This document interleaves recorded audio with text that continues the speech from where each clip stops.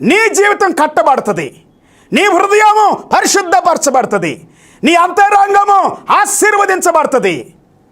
అప్పుడు చెబుతావు, నా అంతరంగముల సమస్తమా ఆయన పరిశుద్ధ నామాన్ని సనుతించుము అని చెబుతాం.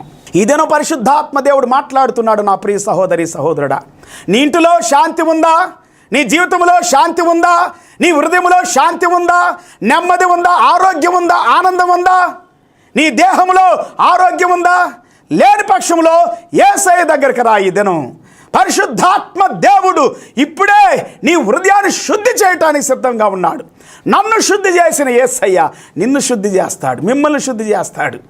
ఎంతోమంది జీవితాలు శుద్ధి చేయబడి ప్రపంచంలో ఎంతోమంది, ఎన్నో దేశాలు, మారుమూల ప్రాంతాలు, అనేకమైనటువంటి కొండలు, గుట్టలు, లోయలు, అడవి ప్రాంతాలు, చెట్టడవి ప్రాంతాల్లో కూడా సువార్త